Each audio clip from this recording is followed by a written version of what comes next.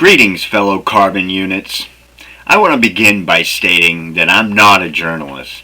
I don't have any credentials to speak of, no degrees in any fields of science, no real meaningful professional background to speak of, nor do I have any products to hawk or sponsors to answer to.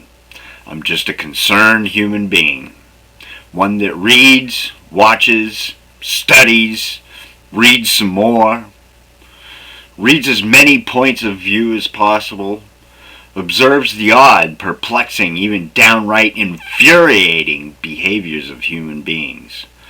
From the individual standpoint, right on up the scale to the macro-social anomalies we witness today. I like to think that I'm paying attention, but I am only human, and I will miss things from time to time, and might even get things totally wrong. And I will gladly admit to my mistakes if and when solid evidence is shown to prove me to be at fault. This venture is a standing work in progress and should only be treated as such, not to be taken so much as a credible, reliable source of information, but more like a conduit or gateway in which you yourself can learn to explore the information on your own. I could care less about what you think of me, nor am I going to waste time on trolls or morons who don't care about their own future. I want to help you feed yourself with the knowledge that, in my humble opinion, is extremely pertinent to you and your loved ones, especially your young. March 11th, 2011. A beast was awoken, and it has gained strength each and every passing moment of our lives since then, and it will continue to do so for literally centuries beyond our lifetimes. On into our future generations, yet to be welcomed to this unholy mess we have so graciously provided for them. I want to express that anything I do or say that is tongue-in-cheek in my video is purely driven by the utter frustration I am experiencing. And that is the only way I know how to release that pent-up frustration. I take this matter very seriously. This disaster is beyond the reach of exaggeration, in my opinion. We are truly the first humans ever to witness what is being unleashed in Fukushima. I also want to explain that my film production skills are next to non-existent, so please bear with me as I hastily learn the ins and outs of all this. I had no intentions of doing this in the first place, but I'm finding it frustratingly difficult, to say the least, to vicariously sit here as this tragedy in Fukushima unfolds before an entire global population. A population that is constantly left in the dark and is absolutely sick and tired of the incessant lies that are told about virtually every single facet of their lives. So sick of it, in fact, that they tend to just ignore everything entirely out of pure exasperation. A case of what seems like to me a transmarginal inhibition on a global scale, if you will. Now that I got all that crap out of the way, let's get on with the show, shall we?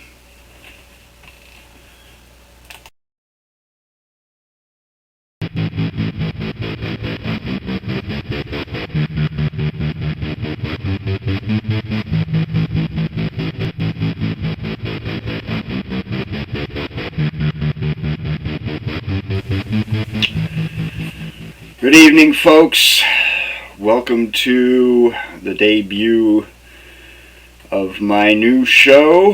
I am going to call it Fukushima Soup for the Soul. It's a working title. Let me know what you think. I might keep it. I might just toss it and think of something else. But for now, that's what I'm sticking with.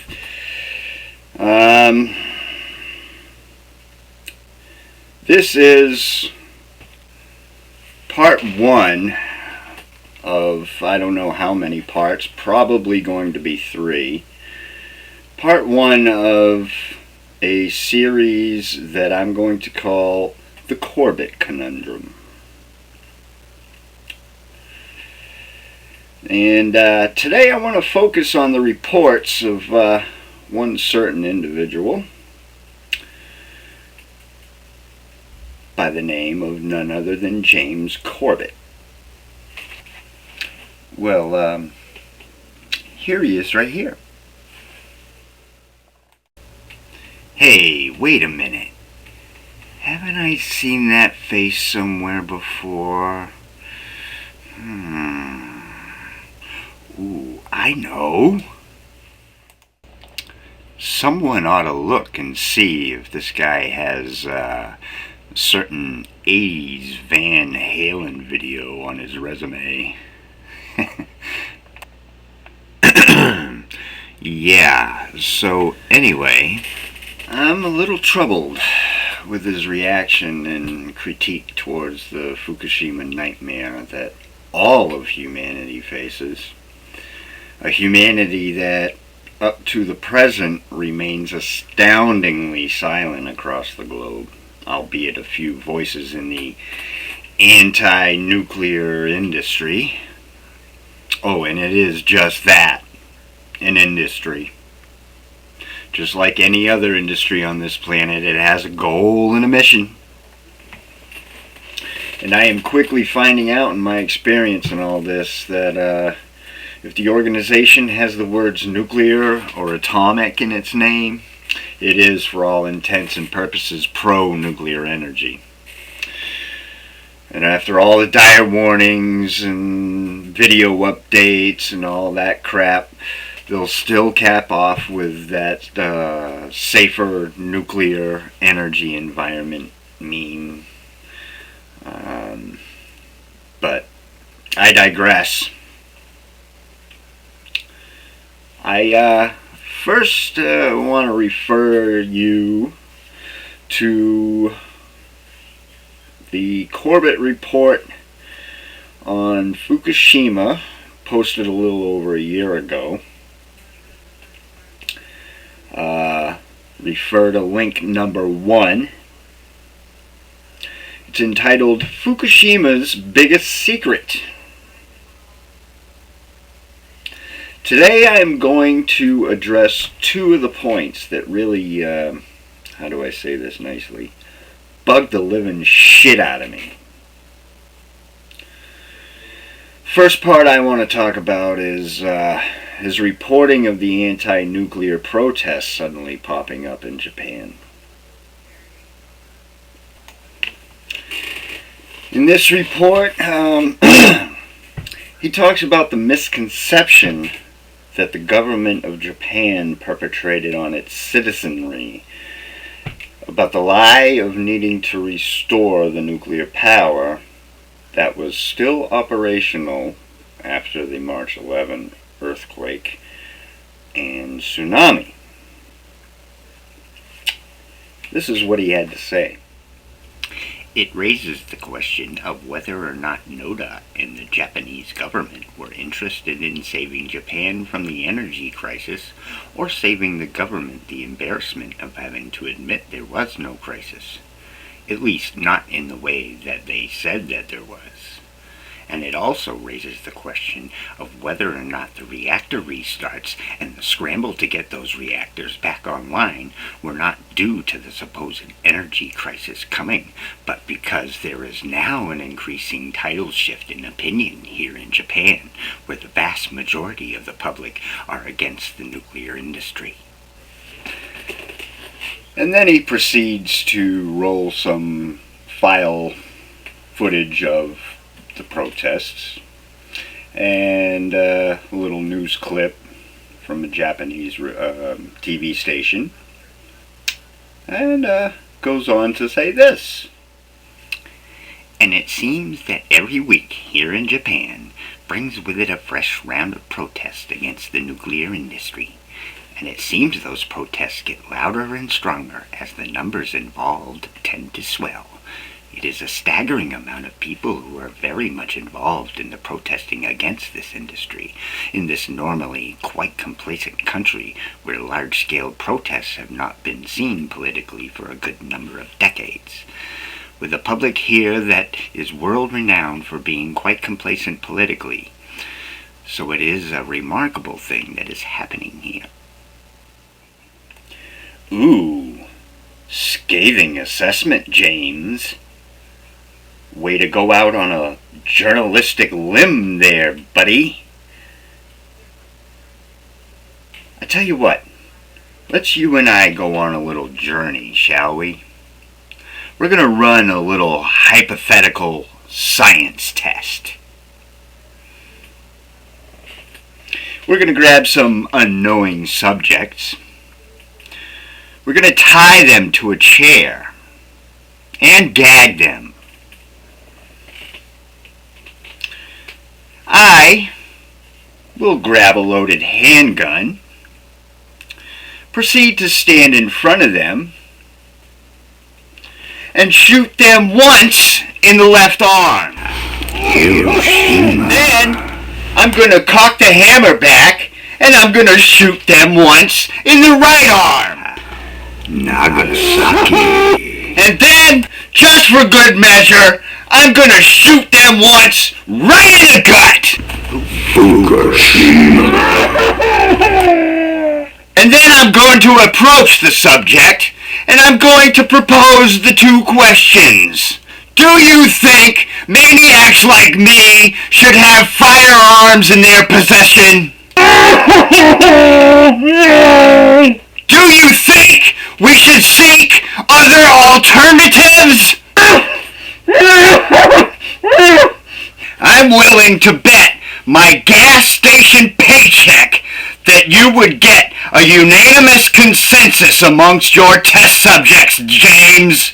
Do you think, for 1 second, James, that those protests were maybe not so much about nuclear energy as a whole, but maybe more about, I don't know, cesium-137 in their backyards?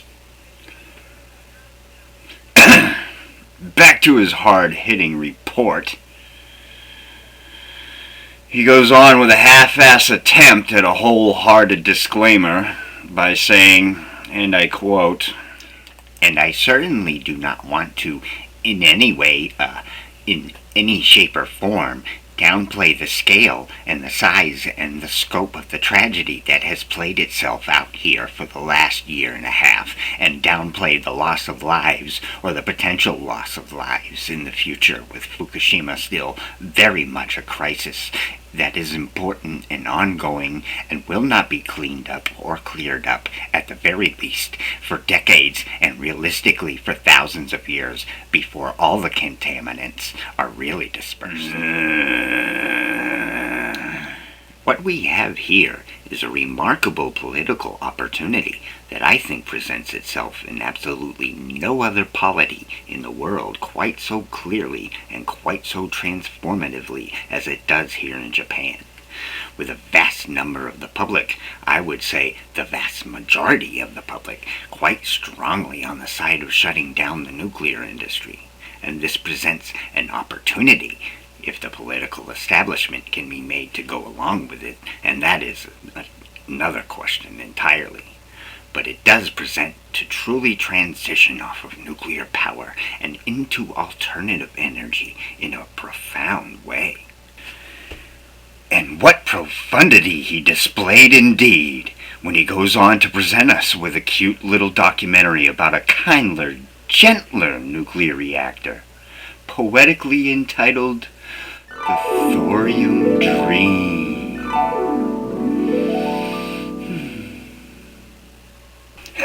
I tell you, James, I'm glad you didn't say think outside the box in any of that, because I would have reached right through the camera and strangled you. But here's my problem. I'm going to give you a rundown of the options we have on the scientific table as of present. I'm going to start off with coal. Coal of course, creates the fire, which produces the heat, which then in turn produces the steam, which then spins the turbine, which then creates the electricity. We then take that electricity, put it on a clothesline infrastructure, and then deliver it amongst the general populace. And of course we got the diesel plants. Well, those run huge diesel engines, which spin the turbines, which then in turn creates the electricity, and then we then transfer that electricity onto our clothesline infrastructure, onto the general populace. Ooh, then we have hydroelectric power. That's where we create dams, or we put little spinny things on waterfalls, and we then spin turbines that way, which then creates electricity, and then we transfer it to a clothesline infrastructure to the general populace. And then we got the nuclear power industry, which, you know what Albert Einstein said, hell of a way to boil water. But still, that's what we do. Boil water to create steam. You guessed it. Guess what? Spins a turbine. Creates electricity. Then what do? Transfer it onto a clothesline infrastructure to the general populace. Are you seeing a pattern here? Oh, and then we go into the alternative energy. Ooh, how about that? Air. Yeah, we'll use the air. Put big-ass propellers up. Windmills. So we can put them on shafts that spin turbines that create electricity, and then we transfer it to a clothesline infrastructure. Do you see the problem, James? Do you see where the problem really lies now? You forgot solar power. Yeah, well, you know, that's close, but still the scientific equivalent of finding out that you can actually get heat from a light bulb. Ooh, I got one. How about this? We'll get 1,000 monkeys, right? And we'll feed them bananas all day. And they'll sit there and they'll shit on the ground, and they'll pick up their shit and they'll throw it up against this windmill contraption thing with paddles on it. And they're going to throw the shit, and it's going to spin the shaft that spins the turbines, that creates the electricity, that we then transfer onto clothesline infrastructure, and the only byproduct is, help me out with this, beautiful girl by Dana, you guessed it, potassium 40! Woo! Yeah! The scientific community as a whole has to get out from under the oligarchs that rule our lives, and instead of thinking outside the box, how about actually stepping outside of that box they are in and take a look around? Go ahead, step out. What do you see, Jimmy? What's that? Yeah, that's right. Another box! There were and are other real alternative ideas out there. I want to refer you to links number 2, 3, 4, and 5 down below in the description box. There are real ideas out there, but they are surreptitiously quashed or even outright hailed as voodoo quack science experiments that can't be sufficiently replicated. Kind of reminded me of Galileo and Copernicus. The scientific community needs to stop blindly dismissing the evidence and experiments conducted by other really, truly innovative, highly qualified scientists in their own right. Experiments that repeatedly fly in the face of the present establishment's antiquated mathematical models and electrodynamic theories. Stop ignoring them or snuffing them out like they don't exist just because the work doesn't fit those old models. That, by definition, is dogma. Until civilization breaks out of the box it is held captive in, does away with the same tired, infantile, open system concepts, that is, fuel in, fossils or otherwise, and electricity out, if we don't erase those ideas and rickety infrastructures off the drawing boards once and for all, we'll forever remain in the inescapable death grip of the oligarch's scarcity and demand myth. And well, all this talk about our future in science and technological and socio-economic breakthroughs could quite very well be pissing in the wind now. But that's what I'm going to talk about in the second part of this series. In the second part, I'm going to be talking about hard numbers, data, reports from both ends of the spectrum, as far as the radiation and the fallout and what we're up against here. We're both going to take a journey. Take a look at all the hype, all the tripe, and everything in between. And we're going to put the puzzle pieces together and see what we can come up with for a real assessment. I would like to personally thank me, myself, and I for helping me put all this together, do all the editing, copy, pasting, recording, acting. Thank you. I couldn't have done it without you.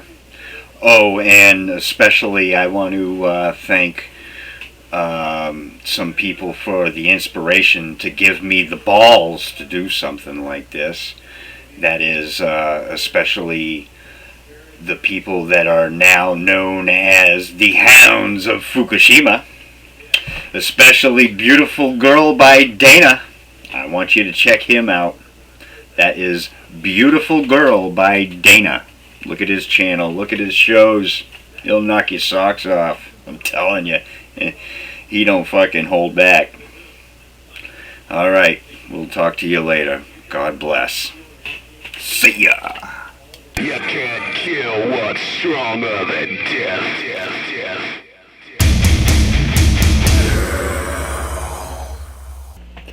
This has been a Blacktooth production. You can't handle the truth!